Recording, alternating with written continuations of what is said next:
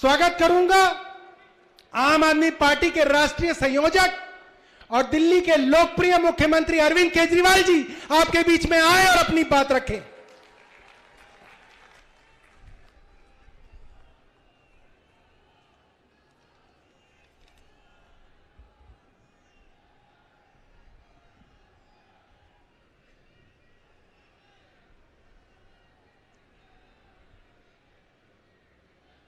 एक बार सब लोग मिलके पूरे दिल से भारत माता का जयकारा लगाएंगे।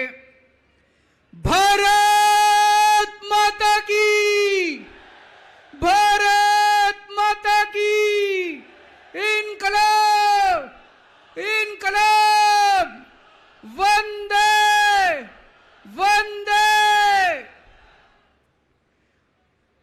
आज इतनी भारी संख्या में दिल्ली के कोने कोने से आए हुए मेरे प्यारे भाइयों, बहनों, माताओं, बुजुर्गों, बच्चों, आप सब लोगों को मेरा नमस्कार, सबको मेरा प्रणाम। मैं देख रहा हूं जहां तक नजर जा रही है पीछे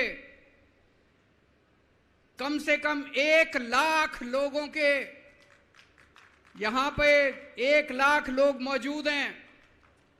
और मैं अभी आ रहा था, कम से कम 20-25 हजार लोग सड़कों पे इस वक्त रामलीला मैदान की तरफ बढ़ रहे हैं।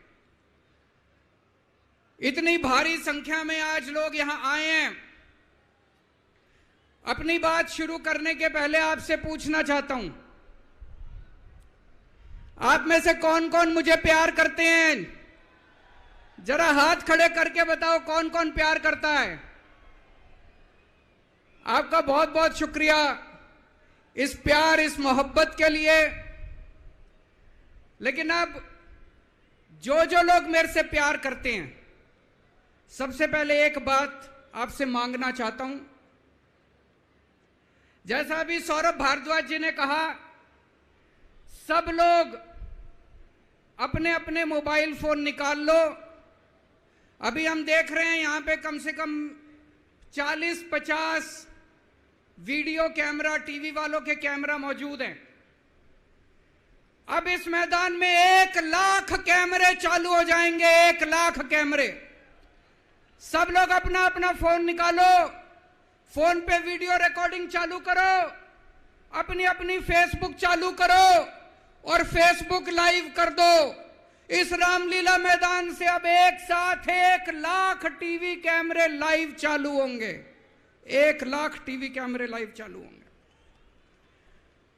मैं सबसे पहले कपिल सिब्बल साहब का बहुत बहुत शुक्रिया अदा करता हूं। हमारे इनविटेशन पे आज वो आए। कई साल के बाद आज हम लोग रामलीला मैदान में इकट्ठे हुए हैं। आज से 12 साल पहले, 12 साल पहले इसी रामलीला मैदान में इकट्ठे हुए थे हम लोग भ्रष्टाचार के खिलाफ। इस मंच को मैं नमन करता हूं, यह बहुत पवित्र मंच है। आज से 12 साल पहले भ्रष्टाचार के खिलाफ इकट्ठे हुए थे। आज इसी मंच से एक अहंकारी तानाशाह को इस देश से हटाने के लिए फिर से इकट्ठे हुए हैं। दोस्तों, तानाशाही को खत्म करने के लिए फिर से इकट्ठे हुए हैं। और जैसे उस वक्त भ्रष्टाचार के खिलाफ आंदोलन हमारा सफल हुआ था, आज इसी मंच से जो आंदोलन शुरू हो रहा है, हमारे देश के अंदर जो तानाशाही लाई जा रही है उसे खत्म करने का जो आंदोलन शुरू हो रहा है, जनतंत्र को खत्म करने का जो आंदोलन शुरू हो रहा है, संविधान को बचाने का जो आंदोलन आज शुरू हो रहा है, बहुत जल्दी इस आंदोलन को भी सफलता मिलेगी। सुप्रीम कोर्ट ने दिल्ली के लोगों के हक में फैसला दिया। 8 साल तक दिल्ली के लोगों ने लड़ाई लड़ी सुप्रीम कोर्ट के अंदर। सुप्रीम कोर्ट में हमारे वकील अभिषेक मनु सिंघवी साहब ने दिल्ली के लोगों की तरफ से लड़ाई लड़ी। सबसे पहले मैं आज इस मंच से सिंघवी साहब का भी दिल्ली के लोगों की तरफ से शुक्रिया अदा करता हूं, जिन्होंने दिल्ली के लोगों को उनका हक दिलाया। दोस्तों, 11 मई, आज 11 जून है,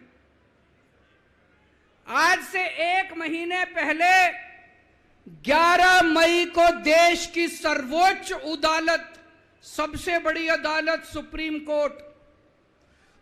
कोर्ट की भी कॉन्स्टिट्यूशन बेंच, उसने आदेश पारित किया दिल्ली के लोगों के हक में।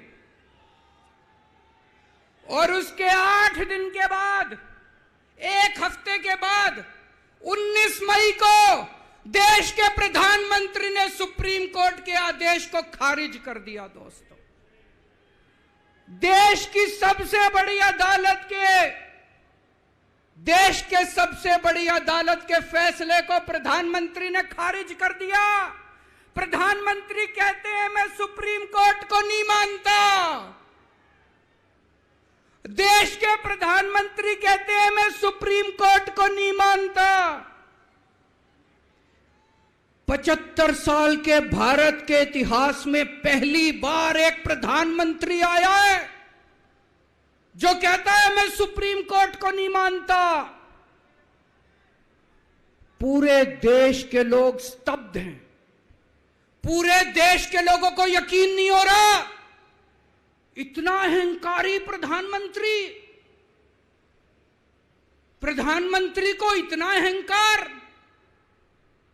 प्रधानमंत्री कहता है मैं सुप्रीम कोर्ट को नहीं मानता। देश के गली गली में चर्चा हो रही है, घर घर में चर्चा हो रही है, ये मोदी जी को क्या हो गया, इतना अहंकार हो गया इनको, इतना अहंकार हो गया इनको।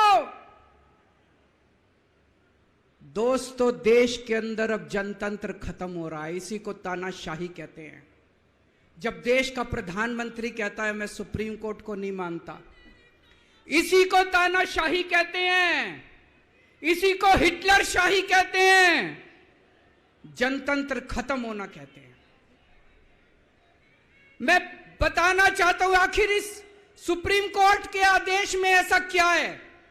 सुप्रीम कोर्ट ने ऐसा क्या कह दिया कि प्रधानमंत्री जी कह रहे हैं कि मैं सुप्रीम कोर्ट के आदेश को नहीं मानता। सुप्रीम कोर्ट ने अपने आदेश में बोला कि भारत एक जनतंत्र है, भारत में जनता सुप्रीम है, जनता अपनी सरकार चुनती है, उस सरकार को जनता के काम करने का पूरा अधिकार होना चाहिए। दिल्ली में भी लोग सरकार चुनते हैं, दिल्ली की सरकार को भी, जिस भी सरकार को दिल्ली के लोग चुनते हैं, चाहे इस पार्टी की सरकार हो चाहे उस पार्टी की सरकार हो, सुप्रीम कोर्ट ने कहा कि जो भी सरकार दिल्ली के लोग चुनते हैं, जनता सुप्रीम है, दिल्ली की जनता सुप्रीम है, उस सरकार को काम करने का अधिकार होना चाहिए। मैं आपसे पूछना चाहता हूं, क्या सुप्रीम कोर्ट ने गलत बोला? क्या प्रधानमंत्री को सुप्रीम कोर्ट का आदेश मानना चाहिए? मोदी जी कहते हैं मैं सुप्रीम कोर्ट का आदेश नहीं मानता। मोदी जी ने अध्यादेश पारित कर दिया और सुप्रीम कोर्ट के आदेश को खारिज कर दिया। मोदी जी का अध्यादेश क्या कहता है? प्रधानमंत्री जी ने ये जो अध्यादेश पारित किया, ये क्या कहता है? मोदी जी का अध्यादेश कहता है कि अब दिल्ली के अंदर जनतंत्र नहीं होगा, अब दिल्ली के अंदर तानाशाही चलेगी, अब दिल्ली के अंदर जनता सुप्रीम नहीं है, अब दिल्ली के अंदर एलजी सुप्रीम होगा। अब दिल्ली के अंदर चाहे जनता जिसको मर्जी वोट दे, चाहे जनता जिसकी मर्जी सरकार बनाए, प्रधानमंत्री जी कहते हैं सरकार तो मैं ही चलाऊंगा, मेरी तानाशाही चलेगी। अब जनता सुप्रीम नहीं है, जनता की नहीं चलेगी, जनता की सरकार की नहीं चलेगी। प्रधानमंत्री जी कहते हैं एलजी के जरिए मैं सरकार चलाऊंगा। 26 जनवरी 1950 को हमारे देश का संविधान लागू हुआ। बाबा साहब अंबेडकर ने संविधान बनाया। बाबा साहब अंबेडकर ने अपने संविधान में लिखा कि इस देश के अंदर जनतंत्र होगा, जनता सुप्रीम होगी। आज प्रधानमंत्री जी ने भारत के संविधान के परखच्चे उड़ा दिए। प्रधानमंत्री जी ने भारत का संविधान बदल दिया। प्रधानमंत्री जी कहते हैं अब जनता सुप्रीम नहीं होगी, अब एलजी सुप्रीम होगा। जनता सुप्रीम नहीं होगी, अब प्रधानमंत्री सुप्रीम होगा। प्रधानमंत्री जी कहते हैं अब दिल्ली की जनता की वोट की कोई कीमत नहीं होगी। यह तो सरासर अपमान है दिल्ली के लोगों का।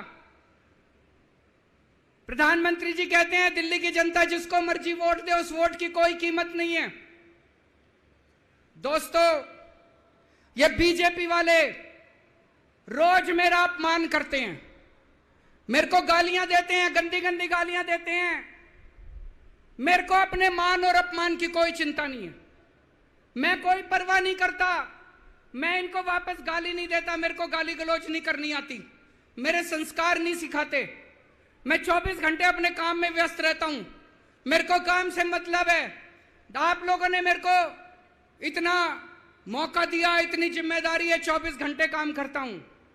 ये लोग मेरे को जितनी मर्जी गाली दे लें, लेकिन इस बार इन लोगों ने आपका अपमान किया है, आपकी वोट की कीमत, आपका वोट का अपमान किया है। यह मैं बर्दाश्त नहीं कर सकता, आपके अपमान को मैं बर्दाश्त नहीं कर सकता। इसको किसी हालत में नहीं होने देंगे।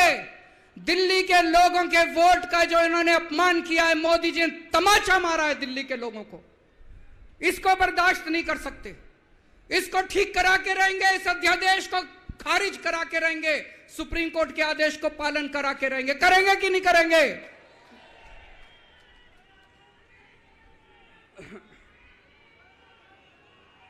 मैं पूरे देश में घूम रहा हूं, हर राज्य के अंदर गया मैं। पिछले दिनों पूरे देश के अंदर घूम रहा हूं, सारी पार्टियों के नेताओं से मिला। मैं आपको दिल्ली के लोगों को बताना चाहता हूं, देश के सारे लोग आपके साथ हैं। आप ये मत समझना आप अकेले हो, 140 करोड़ लोग आपके साथ हैं। वेस्ट बंगाल के लोग आपके साथ हैं, तमिलनाडु के लोग आपके साथ हैं, केरला के लोग आपके साथ हैं, महाराष्ट्र के लोग आपके साथ हैं, बिहार के लोग आपके साथ हैं, उत्तर प्रदेश के लोग आपके साथ हैं, मध्य प्रदेश के लोग आपके साथ हैं। 140 करोड़ लोग मिलके इस अध्यादेश का विरोध करेंगे, जनतंत्र को बचाएंगे दोस्तों। और मैं पूरे देश के लोगों को बोलना चाहता हूं, यह मत सोचना कि यह केवल दिल्ली वालों के साथ हुआ है। मुझे अंदर से पता चला यह मोदी जी का पहला वार है। ऐसा ही अध्यादेश, जो अध्यादेश आज दिल्ली में पारित किया गया, जिस अध्यादेश के जरिए दिल्ली वालों की ताकत खत्म कर दी गई, इस अध्यादेश के जरिए, जिस अध्यादेश के जरिए दिल्ली के अंदर आज तानाशाही लागू की जा रही है, कल यही अध्यादेश राजस्थान के लिए लाया जाएगा, कल यही अध्यादेश पंजाब के लिए लाया जाएगा, कल यही अध्यादेश मध्य प्रदेश के लिए लाया जाएगा, कल यही अध्यादेश महाराष्ट्र के लिए लाया जाएगा। इसे अभी रोकना पड़ेगा, सबको मिलकर अभी रोकना पड़ेगा दोस्तों।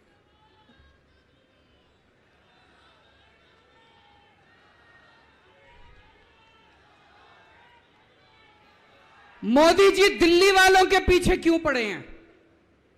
दिल्ली वालों के पीछे क्यों पड़े हैं मोदी जी? 2015 में दिल्ली के लोगों ने 7 एमपी की सीट मोदी जी को जिता दी, मोदी जी को प्रधानमंत्री बनाया और मोदी जी को कहा आप देश संभालो। और दिल्ली में 70 में से 3 सीट बीजेपी को दी, 3 सीट, 67 सीट आम आदमी पार्टी को दी। और दिल्ली के लोगों ने कहा केजरीवाल जी आप दिल्ली संभालो। बीजेपी को 3 सीट देने का क्या मतलब? दिल्ली के लोगों ने अपनी आंखें लाल करके मोदी जी की तरफ देखा और बोला आप देश संभालो, खबरदार दिल्ली की तरफ आंख उठा के देखी तो। बोला कि नहीं बोला? 2020 में फिर से दिल्ली के लोगों ने 7 एमपी की सीट मोदी जी को दी, बोले आप देश संभालो। आम आदमी पार्टी को 70 में से 62 सीट दी, बोले केजरीवाल जी आप दिल्ली संभालो। फिर से दिल्ली के लोगों ने आंखें लाल करके मोदी जी को कहा आप देश संभालो, दिल्ली की तरफ आंख उठा के मत देखना। लेकिन प्रधानमंत्री जी से देश तो संभल नहीं रहा, देश का तो बेड़ा गर्क कर दिया। रोज उठते हैं और दिल्ली वालों के काम रोक देते हैं, रोज उठते हैं और दिल्ली वालों के काम। मैं स्कूल बनवाता हूं, मोदी जी कहते हैं मैं तेरे स्कूल नहीं बनने दूंगा। मैं अस्पताल बनवाता हूं, मोदी जी कहते हैं तेरे अस्पताल नहीं बनने दूंगा। मैं मोहल्ला क्लिनिक बनाता हूं, मेरे मोहल्ला क्लिनिक तोड़वा दिए मोदी जी ने। पिछले साल प्रधानमंत्री जी ने दिल्ली के अस्पतालों में दवाइयां बंद करा दी। मैं सीसीटीवी कैमरे लगवाता हूं, प्रधानमंत्री जी एलजी को कह के सीसीटीवी कैमरे नहीं लगने देते। पिछले साल मोहल्ला क्लिनिक के अंदर इन्होंने गरीबों के टेस्ट बंद करवा दिए। दोस्तों, मैंने दिल्ली के लोगों के लिए योगा क्लासेस शुरू की, प्रधानमंत्री जी ने योगा क्लासेस बंद करवा दी। प्रधानमंत्री जी से मैं कहना चाहता हूं आप देश संभालो ना, आपसे देश तो संभल नहीं रहा। देश का बेड़ा गर्क कर दिया आपने। चारों तरफ इतनी महंगाई हो रही है, पेट्रोल 100 रुपए लीटर पहुंच गया, डीजल 90 रुपए लीटर पहुंच गया, दूध महंगा हो गया, सब्जियां महंगी हो गई, एलपीजी का सिलेंडर 1000 रुपए के ऊपर हो गया। इनको समझ ही नहीं आ रहा महंगाई कैसे, इनको चौथी पास राजा को समझ ही नहीं आ रहा कि देश कैसे संभाले। एक दिन कहते हैं 2000 का नोट आएगा, 5 साल बाद कहते हैं 2000 का नोट जाएगा। अरे इनको समझ ही नहीं है। आप लोगों ने कोई समझदार प्रधानमंत्री बनाया होता, कम से कम ये तो बता देगा 2000 का नोट आएगा कि जाएगा। चारों तरफ बेरोजगारी फैली हुई है, इनको समझ ही नहीं आ रहा बेरोजगारी कैसे दूर करें। चारों तरफ भ्रष्टाचार फैला हुआ है, इनको समझ ही नहीं आ रहा भ्रष्टाचार दूर कैसे करें। जीएसटी की वजह से व्यापारियों का बेड़ा गर्क हुआ पड़ा है, इनको समझ ही नहीं आ रहा जीएसटी को कैसे ठीक करें। पूरे देश का रेलवे में मेरी आप लोगों से गुजारिश है, एक टेस्ट करके देखना। कोई 2nd class AC, 3rd AC, 2nd class की टिकट खरीद लेना, 2nd क्लास स्लीपर की। एक बारी रेल में जाके देखो इन्होंने रेलवे का क्या हाल कर दिया। पूरी रेलवे का बेड़ा गर्क कर दिया। अच्छा खासा चलता हुआ रेलवे इन्होंने बेड़ा गर्क कर दिया इन लोगों ने। 2002 में प्रधानमंत्री जी गुजरात के मुख्यमंत्री बने, 12 साल गुजरात के मुख्यमंत्री रहे। पिछले 9 साल से देश के प्रधानमंत्री हैं। 21 साल हो गए मोदी जी को राज करते करते, 21 साल। 2015 में मैं दिल्ली का मुख्यमंत्री बना, मेरे को 8 साल हो गए दिल्ली पे राज करते करते। आज मैं चैलेंज करता हूं और देश की जनता को अपील करता हूं, मोदी जी के 21 साल, मेरे 8 साल, दोनों के देख लो किसने ज्यादा काम किया। केजरीवाल ने ज्यादा काम करा, केजरीवाल ने 8 साल में ज्यादा काम करा कि मोदी जी ने 21 साल में ज्यादा काम करा। अरे इनसे काम तो होता नहीं है। देश के अंदर जो अच्छा काम करता है उसको रोकने की कोशिश करते हैं। ये आज दिल्ली के सारे अच्छे काम रोकना चाहते हैं। मोदी जी के पास तो फुल पावर थी 21 साल, मेरे को तो इन्होंने काम भी नहीं करने दिए, हर काम में टांग अड़ाया। फिर भी मेरे 8 साल उठा के देख लो, कितने स्कूल बनवा दिए, कितने अस्पताल बनवा दिए, लोगों का इलाज मुफ्त कर दिया, लोगों के बच्चों को पढ़ाई दे रहे हैं अच्छी, बिजली मुफ्त कर दी। मैंने बिजली मुफ्त करी, मोदी जी कह रहे हैं फ्री की रेवड़ी बांट रहा है। अरे गरीबों के हाथ में अगर 4 रेवड़ी रख दी तो कौन सा बुरा हो गया? मोदी जी आपने तो रेवड़ी नहीं, पूरा का पूरा रेवड़ा उठा के अपने दोस्त को दे दिया। पूरा का पूरा देश उठा के अपने दोस्त को दे दिया। पूरा की पूरी केंद्र सरकार उठा के अपने दोस्त को फ्री में दे दी। मैंने तो 4 रेवड़ी रखी थी एक एक हाथ में, गरीबों के हाथ में। आपने तो रेवड़ा ही उठा के दे दिया सारा का सारा। अब लोग प्रधानमंत्री जी से पूछने लगे हैं कि केजरीवाल ने इतने स्कूल बना दिया, आपने क्या किया? उनके पास कोई जवाब नहीं है। अभी पिछले साल में गुजरात का चुनाव लड़ने गया, वहां पे हर आदमी, गुजरात के हर आदमी के मुंह पे था, अरविंद जी आपने स्कूल इतने अच्छे कर दिए, आपने दिल्ली में स्कूल बच्चों की शिक्षा इतनी अच्छी कर दी। तो एक दिन प्रधानमंत्री जी ने सोचा कि मैं भी जाके स्कूल में फोटो खिंचवाऊंगा। पूरे गुजरात में ढूंढने से उनको एक स्कूल नहीं मिला जिसमें मोदी जी फोटो खिंचवा ले। एक स्कूल, 30 साल से गुजरात में बीजेपी की सरकार है, एक स्कूल नहीं मिला। इनको एक स्टूडियो के अंदर टेंट लगा के एक क्लास, फर्जी क्लास बनानी पड़ी। 10 बच्चे बुलाए, डेस्क लगाए, वहां पे मोदी जी एक बच्चे के साथ बैठे और उन्होंने फोटो खिंचवाई। अब लोग प्रधानमंत्री जी से पूछने लगे हैं कि केजरीवाल ने इतना काम कर दिया, आपका काम कहां है? तो अब मोदी जी ने तय किया मैं केजरीवाल को काम नहीं करने दूंगा। उन्होंने मनीष सिसोदिया को उठा के जेल में डाल दिया। उनको लगा मनीष सिसोदिया को जेल में डालने से शिक्षा के काम रुक जाएंगे। उन्होंने सतिंदर जैन को उठा के जेल में डाल दिया। उनको लगा सतिंदर जैन को जेल में डालने से मोहल्ला क्लिनिक बंद हो जाएंगे, अस्पताल बंद हो जाएंगे। मैं प्रधानमंत्री जी को बोलना चाहता हूं, हमारे पास एक मनीष सिसोदिया नहीं है, हमारे पास 100 मनीष सिसोदिया हैं। हमारे पास एक सतिंदर जैन नहीं है, हमारे पास 100 सतिंदर जैन है। आप एक को जेल में डालोगे, हमारा दूसरा आ जाएगा काम करने के लिए, काम नहीं रुकेगा दोस्त। जब इनको जेल में डालने से काम नहीं चला तो अब ये ऑर्डिनेंस लेके आए हैं और ऑर्डिनेंस से ये सारा काम रोकना चाहते हैं दोस्तों। आज दिल्ली के लोग मुसीबत में हैं। दिल्ली के लोगों के ऊपर यह अध्यादेश थोपा जा रहा है। आपने पिछली बार 7 MP को वोट दिया था, कहां है वो सातों के सातों? अपने घर में दुबक के बैठे हैं।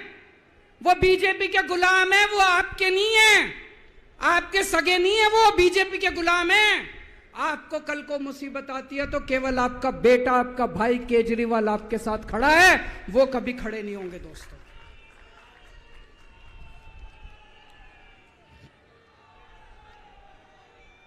और अंत में मैं आपको एक कहानी सुनाना चाहता हूं। चौथी पास राजा, किस किस ने सुनी है ये कहानी? इस कहानी का महात्म्य है कि इस कहानी को जितनी बार सुनोगे, जितनी बार सुनाओगे, उतनी भगवान की कृपा आपके परिवार के ऊपर बरसेगी। इस कहानी का जितना प्रचार प्रसार करोगे, उतना देश की तरक्की होगी, उतना समाज की तरक्की होगी। तो जिन लोगों ने कहानी सुनी है वो भी बड़े ध्यान से दोबारा सुनना, अच्छे से सुनना और इसका खूब प्रचार